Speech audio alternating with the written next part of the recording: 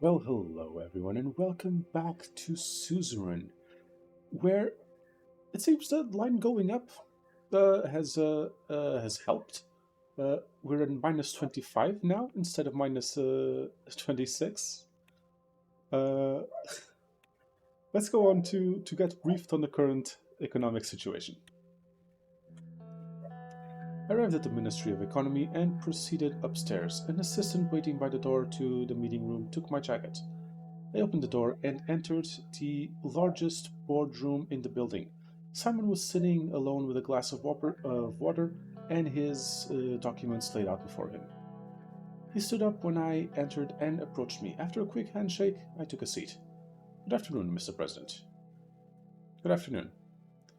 A knock was heard on the door and Lucian entered the room. My most sincere apologies, I was attending to other matters. Did you start yet? Mr. Vice President, no, not yet. Now that everyone is here, let's begin. As you all know, we are here to review the economic progress we've made over the past term and decide how to proceed. I will brief you quickly on what we have done so far, just as a refresher. Very well, let's hear it. He gathered the documents in the pile in front of him and adjusted his glasses. From the pile, he produced two booklets and handed them to us. Our extra focus on the economy has resulted in some small-scale positive growth. The extra resources have been a boon to my ministry. It would be great if we followed up on this focus during our next term. Let's take a deep dive into the details now. Please turn to page 5. Okay, I turn to page 5. Let's start off with our economy plan. I'm glad to say that we are on track with our intention for a planned economy. Most of our decisions so far have been pretty consistent. Thank you for your reference, Simon. Indeed, well done. Thank you, you are too kind. Let's move on with the report. If I were to describe what we have done so far, I would say that it is very close to a full command economic system.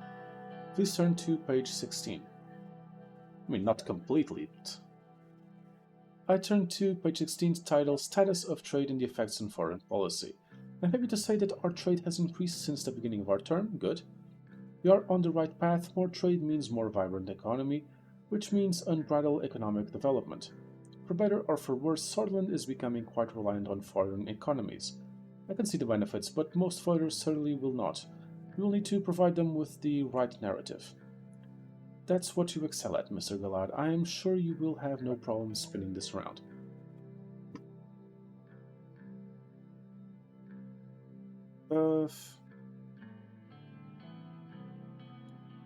We need to aim for a more balanced approach. We will have to carefully consider this matter during our second term. Please turn to page 17.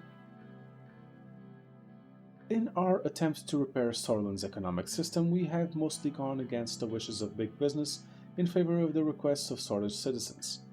This caused us to take on some losses in order to make the people happy. Thankfully, living standards are steadily increasing. We've been receiving fewer and fewer complaints about our welfare systems. That's good. A satisfied populace means more votes for the incumbent administration. Exactly. Now to page 34. Production in our country has nearly doubled since the start of our administration. It is a great success.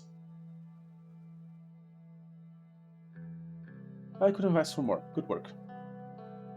Yes, thank you for your excellent work, Mr. Hall.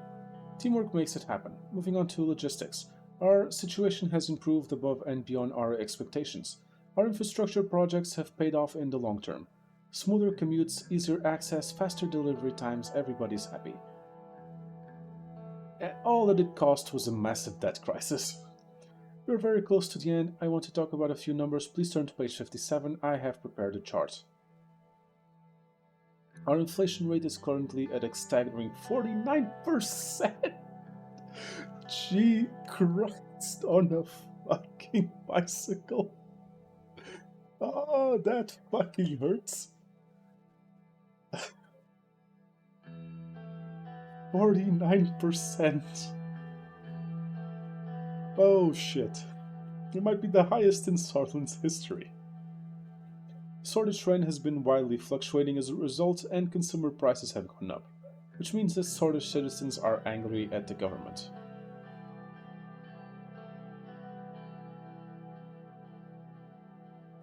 Rightly so, we have failed them. Yeah, we failed them, we need to take responsibility. Agreed. Mr. President, do you have any questions so far? What is our debt situation? Atrocious. Our debt is at 513 billion Swordfish Ren, way more than the 427 billion Swordfish Ren at the beginning of our term. Basically, it has budgeted significantly down from where we started.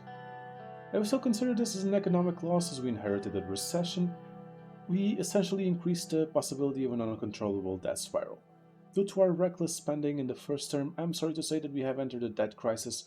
According to my calculations, we won't be able to pay up our government debt without the assistance of a third party. It has even disrupted fundings to our welfare plans. Some construction projects and programs needed to be put on hold because of that. How are we doing with unemployment? The unemployment rate remains steady at 16%.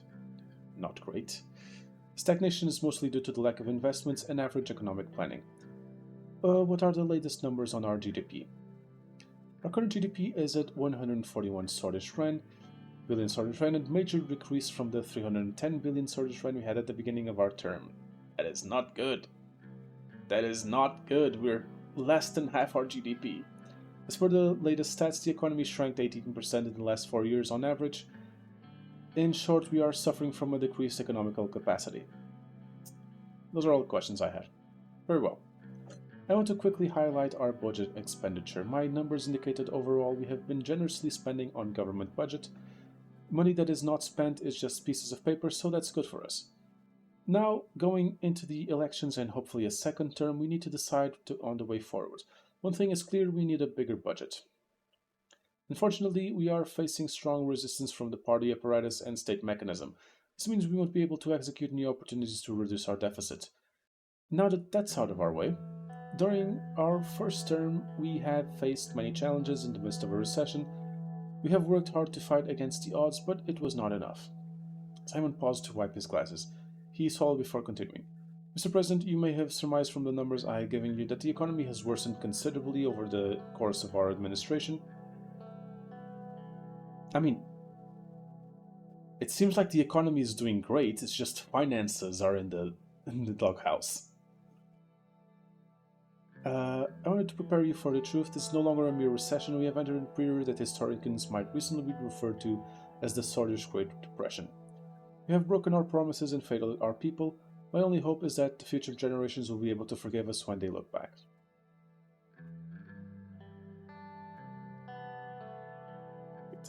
This is my fault. I made the decision to let us here. Don't blame yourself, Mr. President. You'll recall that my predecessor, Mr. Vector, was far from an economic mastermind. He'll correct his mistakes. We will get through this together. That is all for our meeting today. Thank you for coming. This meeting dispersed, I hurried to the cafeteria to get a cup of coffee.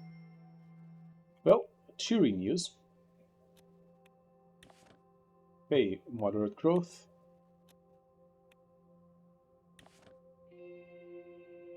Morville soon to be a ghost town. That is not great. Amnesty given to thousands. Tons of salmon left rotting in storage. Celebrations in Suzerain. Well, the Freedom Party starts campaigning. Increased crime and racial violence plague Sarna.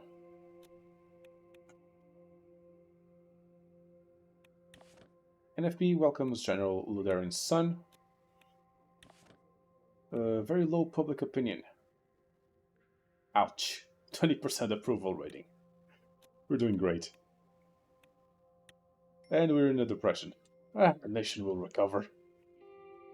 With my head on a pike. Richter Snowden victory for everyone. Baker Brew had just finished their preparations for the interview. Lucian stopped me on my way out to the balcony of the Blue Mansion, where the filming crew was standing ready. Are you ready for the interview, sir? I'm not sure if it was a good idea. Trust me, sir, I have done my best to make this happen. This is very important for our administration. The crew is prepared to start filming. Mr. Sacker is excited to interview you. As I explained before, it would be bad press to decline this offer. They are the most prestigious interview program in the world. And they are from Kirute. The country is known for its neutrality. I don't think there will be too much pressure. I hope so.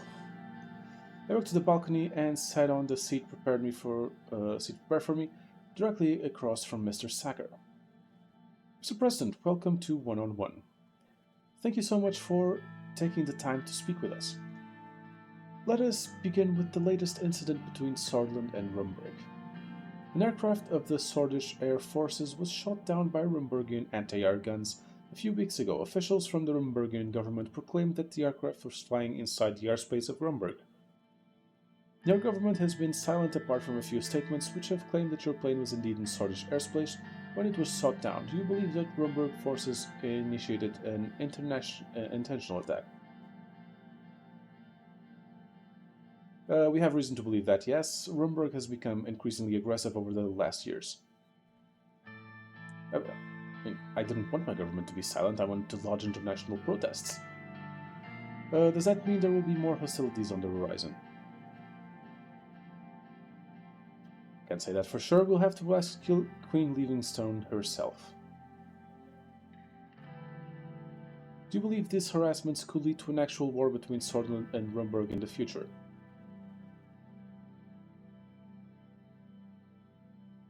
I believe that's what Rumburg wants. They have been working to get justification for such an action. This week, both the Arcasian and Independent continent governments have condemned the airplane incident. Do you think they would be willing to serve as mediators in the case for a broader conflict between your countries?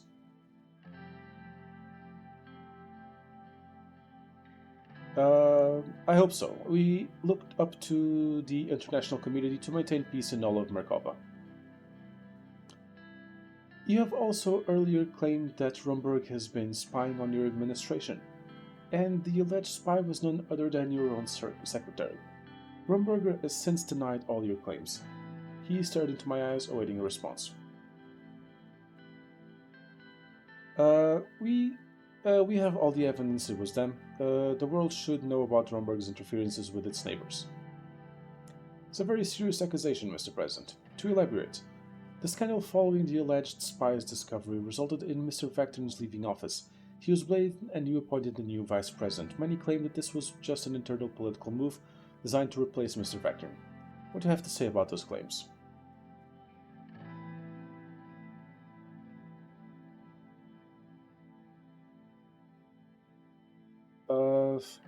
I'm still mourning the loss of Mr. Vectorn. I don't appreciate you asking me such a question. He was a friend of mine. I knew we were very close, Mr. Rain. My condolences, but I didn't get an answer to my question.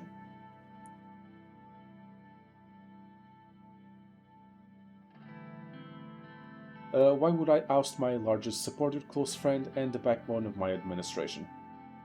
I'm asking you the question here, Mr. President, but let's move on. He didn't look like he was satisfied by my response. He stopped for a moment and took a brief look at his papers. Okay, let's return to your foreign policy. Let's talk about the ongoing conflict around Helliland Island. The Valkslandian Navy has been increasing activity in the Markian Sea. As you know, they've been harassing Agnolian ships and recently Swordlish ships as well. I believe Swordland is committed to stand with Agnolia. In fact, you have a military alliance with them. What do you think about Valksland's actions and their claims on the island?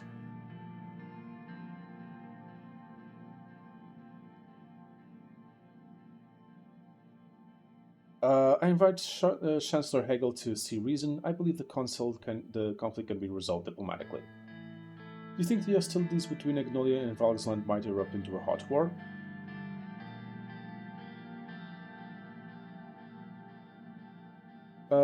It's definitely a possibility. Therefore, all nations of Eastern Merkapa should do their best to calm the situation. Would Swordland also get involved if the situation gets out of control? As a peacekeeping force, yes. We can't let the Markian Sea turn into a war zone. Okay, let's move on to another topic.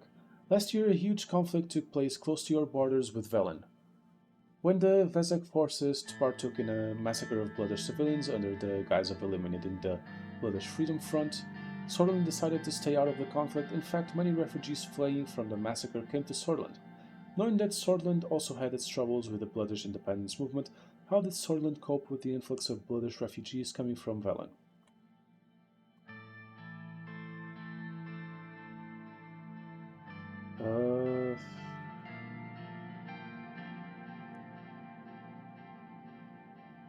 Uh, I think we've handled it pretty well. Most of our refugees have already been relocated to major Sordish cities. The world has been watching this humanitarian crisis with utmost attention, and I have to give you credit for allowing these people to enter Sorland. Unlike your neighbor Lesbia, Sorland took this responsibility. Do you feel the burden for being the only country who opened their borders to the refugees?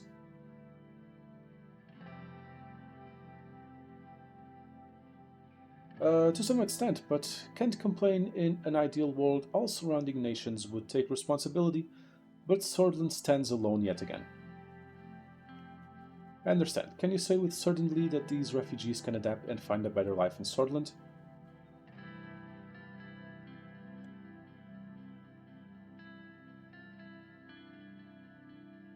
Yes, I generally believe that. But how about on the gesture of the director he stopped before finishing his sentence? Well, it seems that all the time we have for today. The director shouted at the crew to stop recording. We both stood up and shook hands. Thank you for your valuable time, Mr. President. It was a pleasure. I enjoyed it very much. Thank you for coming to Sorland. I hope to interview you again in the future. Lucian walked up to the director and started talking to him. I went inside the building. Well, that could have gone worse. Controversial PR visit. WBB record membership. Bloodish opinion high. WBB leader poisoned. That's not good. Monsoon becomes new WPB leader. Yeah, we saw that. Monsoon might return to WPB to fill Agile's role. The line is green! Oh my god, the line is green! Might survive this yet. The historic Craft Manor lay on the outskirts of Arvery, at the end of a long, winding drive. Nearly 2 centuries old, it was as formidable as Lilias herself. Lilias had invited me for a private dinner, just the two of us. I wasn't sure of her motivations, but was happy to have an excuse to escape the chaos back in full sword. Serge dropped me off at the door. Knock. Let's not be rude. I used a heavy brass door knocker to signal my arrival. The butler answered and showed me into the parlor. Gas lanterns lent the wood paneled room a cozy orange glow. Elias was sitting on the sofa. Above her hung a nearly life-size portrait of a sallow, unhappy-looking young woman in a lace ball gown. Is that you? My mother, actually. I was her only child, you know. Giving birth to me left her medically unable to conceive. My father never could forgive her for not bearing him a son, and she never forgave me. She took a measured sip of the 2 glasses of sparkling wine she was holding and handed me the other. It sounds like a painful childhood. Silver lining is that despite personally despising me, they felt compelled to grant me all the advantages a son would have had, including the education I needed to rise to my current position. Would you be so kind as to tell me why you invited me here?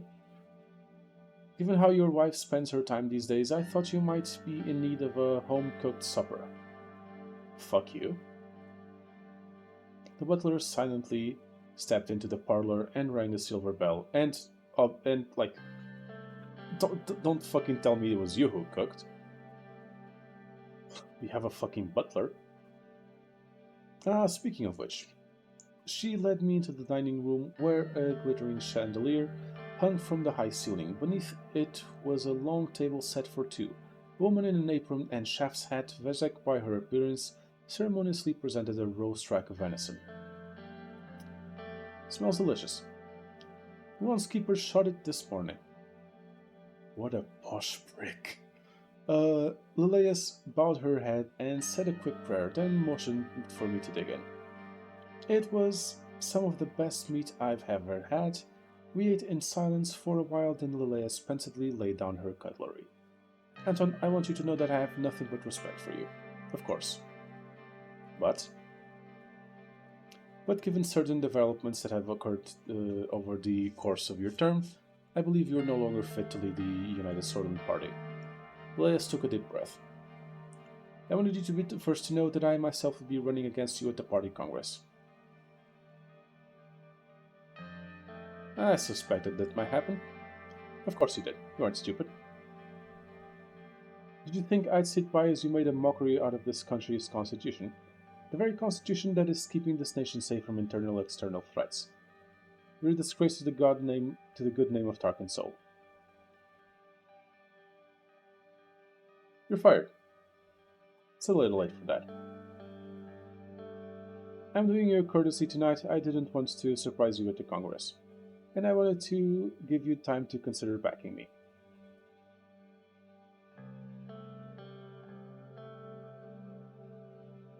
Sorry, Lilias, I can't back down now. I understand. I'll tender my official resignation once we're both back in Holsword. I rose from my chair.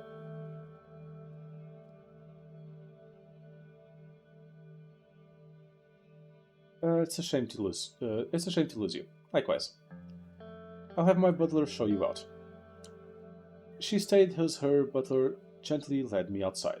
The Surge and I drove away. I looked in the rearview mirror and saw her silhouette in the doorway. So I was being challenged from within my own party. At least Lilias wouldn't pose much of a threat, or so I hoped. Oh no, she has us by the fucking balls. It was an unusual day for the residents of Holsword. Regularly used streets and avenues were blocked off by the military personnel. Many shops and cafes were closed, and once crowded stores were now empty. Instead, thousands of residents in Holsword were concentrated in one street, Victory Avenue. Stretching out throughout the heart of Sortland, people of both sides of the road were waving their Swordish flags proud for the military parade. I was getting prepared to embark on my trip. It was not going to be a short drive down to Victory Avenue until we reached the Maroon Palace. My company for this trip was Yosef, with Serge as usual driving the presidential car. Yosef approached me. He was wearing his decorated ceremony uniform. He carried a sword with a goat head at the handle and his pistol by his hip. He put on his cap. Mr. President, we are almost ready. We will depart right after the tank column. A rumor will think twice after today. It will tremble before the Swordish military might. After hearing the loud thump of a book falling down to the floor, he turned to a couple of privates that were doing the preparations on the schedule and started walking in their direction. Private, can't you do your job properly? I watched the young soldiers perform a lousy salute to Yosef. What is that salute, soldier? Watch! This is a real salute! He performed an excellent salute, and after scolding the privates, he walked back. Strict as ever. Old habits die hard. Serge appeared from the entrance and joined us. Mr. President. Mr. Lancia? Serge performed a salute to Yosef, which made Yosef smile under his mustache. At ease, Mr. Voltner. Are we ready to depart yet? Yes, sir. Follow me, please. We started following Serge through the corridors. Mr. President, have you seen the tanks or planes too? Rumberg will be so scared when they see this. That is the plan. A great one, I'd say. My kids were very excited to wake up today, to see the planes fly. Serge, where did you do your military service? Morna, 7th Artillery Squadron.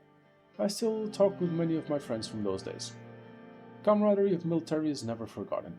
I'm still in touch with my friends from basic training as well. What about you, sir? What did you serve? All over Sortland, Mr. President was under my command once. Gumran Outpost. He turned to me. Do you remember those days? Who can forget about Major Lancia? We called him the Relentless. Joseph let out a long laugh. Good old days. I also remember Mr. President did not like to execute direct orders from his superiors. I did what needed to be done, which was disobeying orders, but I won't delve into the past. We're here, sir. We exited the building and walked over to the clearance, where the black Gadilla, the presidential car, was waiting. It was decorated properly for the event and the top canopy had been removed so that we could stand and wave to the people. On the way to the car, generals and admirals were lined up on both sides of the carpet. The atmosphere immediately changed when the experienced men who fought many times for their country saluted me. I saluted back with respect. We entered the car and Serge started the engine. Yosef was standing right next to me. The car started rolling. Even though there were many walls and trees in between the car and the crowd, I was able to hear the deafening sounds of cheering Swedish citizens. Gradually, we made our way onto the starting point. A group of 10, maybe 12 latest technology S-16 fighter jets flew above our heads, and I thought that the engine sounds were going to leave me deaf. Loud footsteps of the marching soldiers were followed by loud noises coming from the tank engines. The tank came into my view. They were not the most modern models, however they displayed our military might. I couldn't even finish my thought and one of the tanks broke down and had to be towed. Ah. That's not great. We waited for a few moments for the announcement. Finally, it was our turn. On both sides of the Victory Avenue, there were numerous citizens cheering my name, waving their soldiers' flags. Let's wave. Looking at the benches where General Staff was at, I saw Tarquin Sol sitting next to General Vulcan. We kept our slow and steady pace. We were almost at the Arthur S. Vichy statue several hundred meters away. A group of soldiers saluted me as we passed by. They looked proud and stout in their new infantry uniforms and with brand new rifles.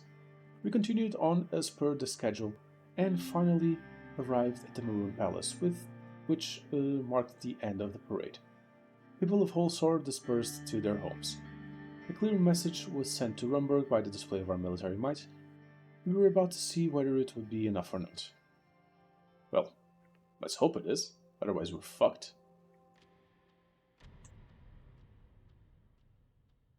Will of the State.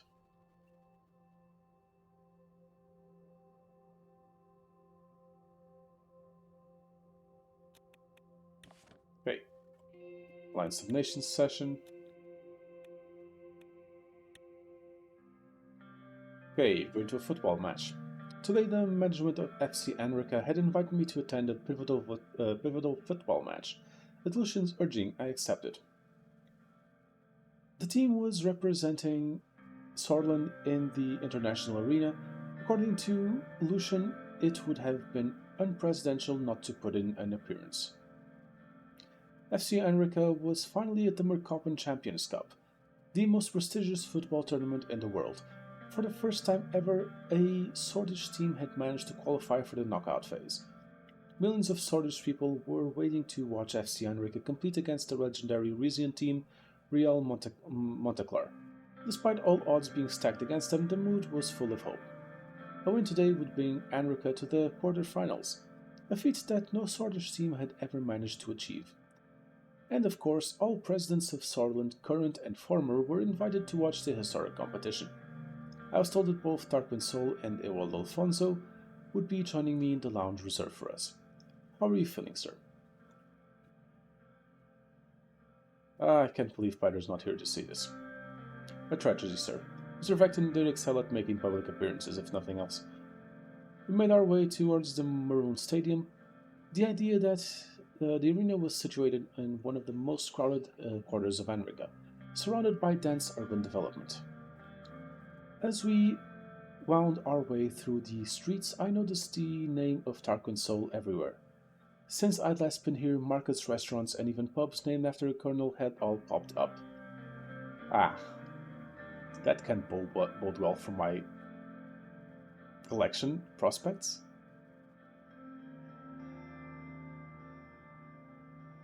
Am I imagining things or do we just pass a pub called Alcosol? I'm afraid we did, sir. I've heard it is part of an ad campaign for Enrica, an attempt to draw tourists, or at least Solist ones, to the city. Sol's legacy still lives on for millions after all. Lucian's pocket radio crackled. After responding, he turned to me. Sir, the security gave us the clear and informed us that Tarkin Sol has already arrived at the lounge. Good luck, I know he's quite the imposing presence. Please follow the guards to the top floor, you'll be seated in the VIP lounge. Are you sure you can't join me? No, sir, the main VIP lounge has been reserved for presidents only today. Any advice before I leave? You know the guests of honor more than I do, sir. If all else fails, just focus on the match. It shouldn't be difficult. Even just the fact that you are here will surely help our campaign image.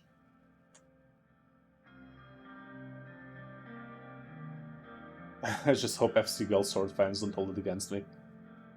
I followed the security. We entered beneath a giant sign that read, "Welcome to the Hall of Martyrs."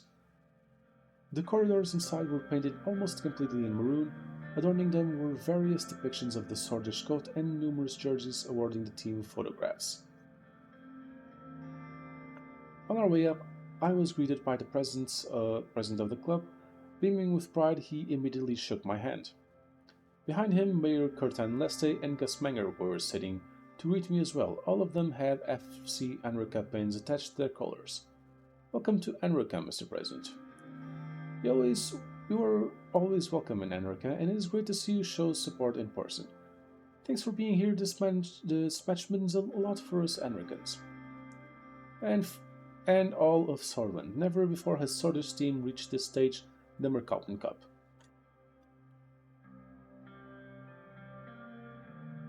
It's great to be here in Enrica. Thanks for coming. The president of the club walked in, handed us gift bags for live FC Enrica merchandise, and gave a speech stressing the importance of today's match. After delivering his best wishes, he kindly pointed us towards the lounge, which was surrounded by heavily armed men. Once I finally found myself inside, I was greeted by an amazing view of the entire pitch, through floor-to-ceiling windows. Tarkin Sol was already seated on the leather sofa, casting his hawk-like gaze onto the field. He did not react when I entered. It is good to see you here, Mr. Sol. Tarkin Sol leaned on his cane and turned his head to look at me. Mr. Rain, I didn't hear you come in. He smiled at me and gestured at the vacant spot beside him. Please join me. I approached the sofa and sat next to him. I didn't expect you to show up today. It is heartening to see that you're a supporter of FC Enrica and Swordish sports. I know you're a football fan. You know, I couldn't miss this historic moment. He gestured to the FC Enrica pin on his suit lapel. I'm sure the team will give it their all, knowing that you and I are watching them. Unless they crack under pressure, of course. Tell me, is everything faring well after the defeat of your reforms, Mr. Rain?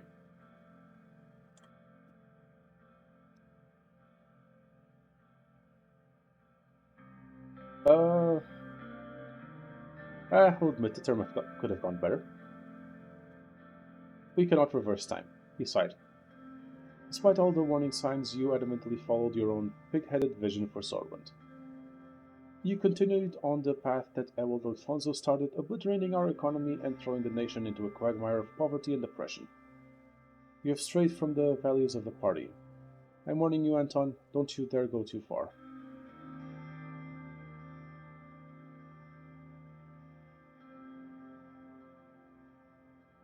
My path is my own to tread. You have no influence over my presidency, Colonel. Be careful, Mr. Rain. You are pulling all of Eastern Maricopa into a bloody conflict with Brevenberg. I truly hope you are ready for what's coming, for all of our sakes. I am doing everything I can to prevent a conflict with them. We must try harder before it's too late. I rebuilt this republic with my own sweat and blood. I will not see it collapse again.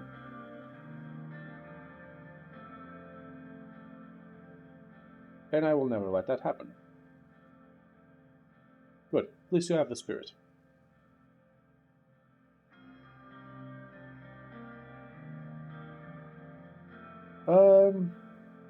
Sure. Let's pander to his ego a little bit.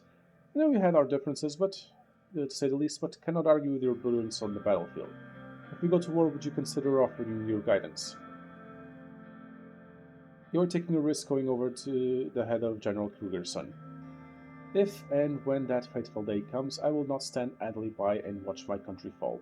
I will tell you that much. A sudden burst of cheering from the stadium made both of us look out the window. The players had begun walking onto the field. Look, Mr. Rain, it's starting.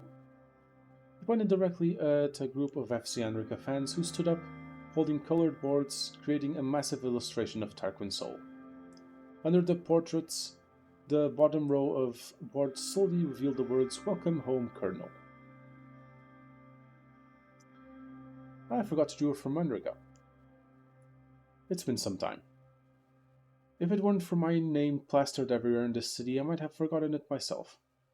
Another group of fans raised their boards to reveal a silhouette of the famous Hall of Warriors, a Marcian-era architectural ruin in Enrica with Tarquin's soul in front of it. As the players of Real Montecar lined up in the middle of the FC Enrica, fans started shouting, "We'll eat your whole for "We will eat you whole for Colonel Soul." That's very different phrase from your "will eat your whole." Right after the referee signaled the start of the match, the door behind us closed with a thud. "Well, Colonel, how do you feel about being Enrica's new poster boy? It looks like it's working well for the city, and if you moved back home, I'm sure you'd get free meals and drinks everywhere you went." Ewald Alfonso quickly walked up to the sofa, shook our hands, and sat next to us, smiling as he did so. "You know, I never had a strong connection to this place, Mr. Leste. Mr. Leste should have asked my permission before using my name to market the city." "Oh, it was actually Gus Manger's idea." "Why am I not surprised? He's full of ideas, your Mr. Manger, except when it comes to the job he's actually supposed to be doing." "No need to be dismissive. Gus has proven himself time and again. His work rejuvenated Swordfish Industries, and without him, Enrica wouldn't be the city it is today."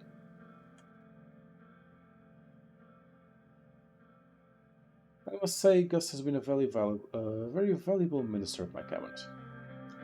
Just what we need, another president enthralled to Mr. Manger and his get-rich-quick schemes. To say that, Mr. Sol, but Mr. Manger is a respectable professional who actually loves this country. Like an errand boy doing the bidding of those who line his pockets." Alfonso sighed. "I don't intend to take on the role of his personal spokesman, you know. I was in Rizia a few days ago to meet with our energy partners. I was happy to find out that the royals over there appear to be in favor of pursuing friendly relationships with Sutherland. I still don't think will do anything to harm their connections with Rumburg, but cooperating with them was the right call." "You're fond of the monarchists now, Ewald. They must be filling your pockets with Rizian gold. For that sake, Mr. Sol, try to see the positive in what I do for once. How about you claim responsibility for once? It is your fault that a giant like Gasson was brought to the brink of collapse. Admit it. It was too much of a responsibility for you. A man of your profit-focused mentality should have never been given the keys to such a vital sector." Ewald's upper lip curled.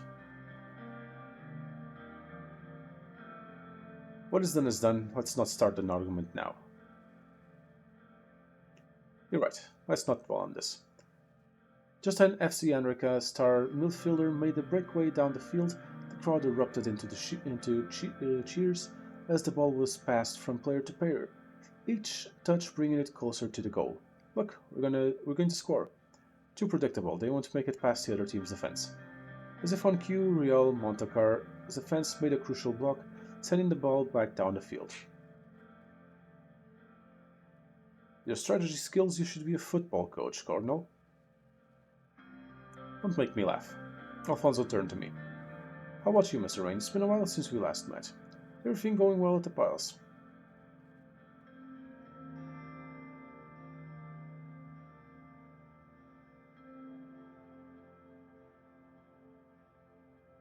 "Honestly, I'm worried. The country is showing signs of...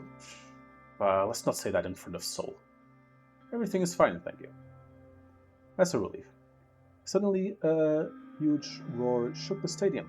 The crowd was in frenzy as FC Enrique finally got the ball past the dominating Riesian defenders. Considering that Romberg is actively pushing for war, you seem too composed and calm, Mr. Wayne.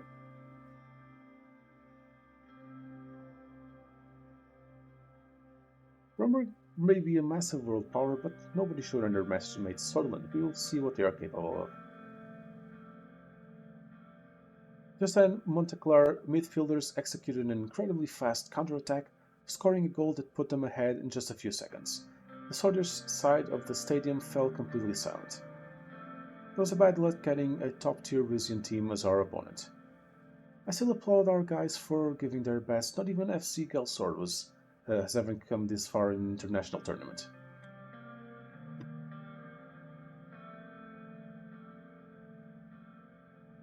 It's a week, it's not even half time. Enrique can still come out on top. Didn't expect that to make sense for him. You are talking to Edward Alfonso. Sure, I'll be punching back for both of you today. The only noise that could be heard from the stadium was shouting from the Riesian side, Monteclar. All eyes were glued to the scoreboard as the new score appeared, FC Enrique 0, Real Monteclar 1. From that moment on, we turned our complete attention to the match in front of us. The Riesian players kept dominating the field. The referee blew the whistle. It was halftime. That was rough. We heard a noise from above us. A zeppelin was flying over the stadium with a giant poster hanging beneath it. I noticed that it was an advertisement for the Alfonso Foundation. At the center of the poster stood Ewald Alfonso, portrayed with a warm smile and a twinkle in his eye. In his outstretched hand he held a whimsical compass, glowing with a soft golden light. Surrounding him were people from all walks of life and cultures. The tagline, written in elegant and uplifting typography, was prominently displayed as the bottom Alfonso Foundation, bringing hope to those in need, one act of kindness at a time.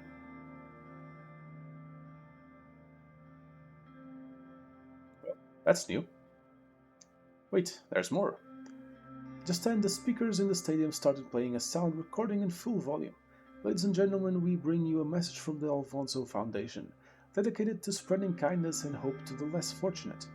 Picture a Sutherland where compassion shines brighter than the stars in the night sky, where the power of generosity uplifts those who need it most. That Sutherland can exist thanks to the Alfonso Foundation. Ah, what a self-aggrandized bastard.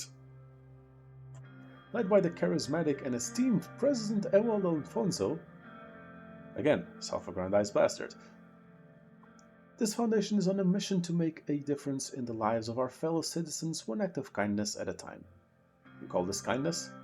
Every Swedish rand you donate to the Alfonso Foundation helps us provide shelter, food, and a chance for a brighter future. To those without a home, without hope. Thank you for the donations of President Alfonso and thousands of Swedish citizens. The Alfonso Foundation has already lifted hundreds out of homelessness. A couple of hundred people. Congratulations to you both. This is how Sutherland will eradicate poverty. Won't you join us in this noble endeavor? Just call the number 1600 Alfonso to make your contribution today. Your support will help us extend a helping hand to those in need. Recorded ending with a few seconds of upbeat jazzy background music that slowly faded out.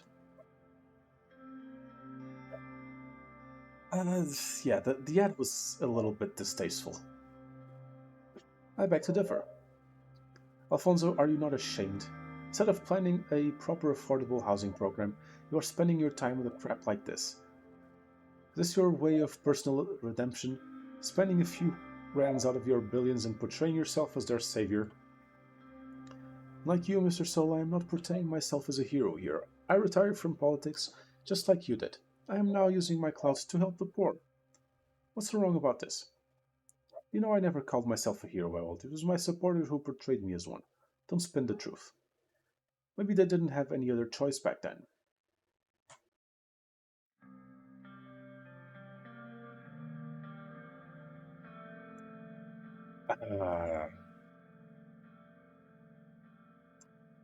Sure, nobody had any choice. There was no other option.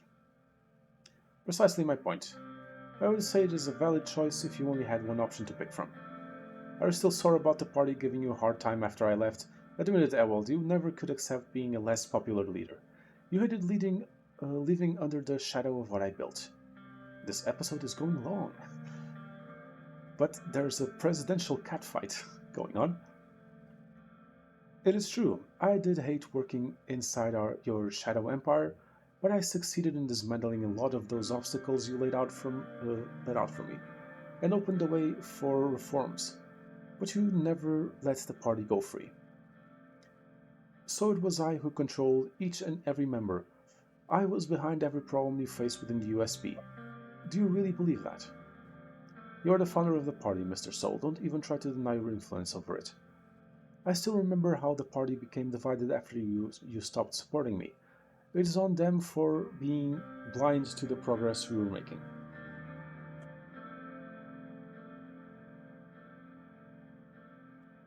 Gentlemen, why don't we calm down a little? We are here to watch football. Neither of the two men seemed to care. They continued without stopping to hear what I said. Instead of blaming the party, why don't you take a look at yourself? That same party voted me out on their own volition in preference of you. According to you, their only correct decision must have been to elect you as leader, and then the rest are completely wrong. You think everything is a problem that is specifically created to block you. Take a look at yourself. You are the personification of what you're trying to criticize.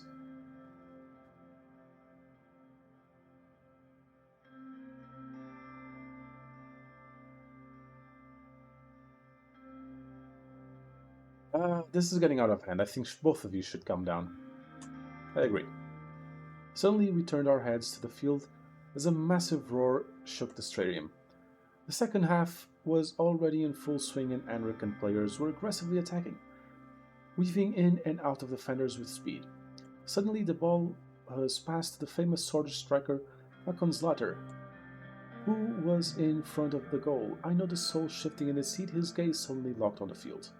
The Swordfish crowd went crazy as Zlater's powerful shot brought the ball to the back of the Rizian net. Yes, Ewell jumped from his seat. Suddenly the cheering was interrupted by the linesman raising the flag, making an offside call. Oh, fuck off. Bullshit, that wasn't an offside. Get the VAR. Get the VAR. Think the Rizians could have bought the referees? Well, they have the prestige and the money to do that. Halt your endless bickering. The lineman made the right call. The angle was all wrong. A decision like that shouldn't be made without a proper evaluation. What's next? You're going to install cameras and and analyze every position from different angles? Yes. Yes. Bring the Swordfish VAR. The excitement in the stadium reached a fever pitch, and the Swordfish striker dribbled the pass to defenders and took a shot at the goal again. The thing that's bullshit about the VAR is that they can't overrule wrong decisions. That is bullshit.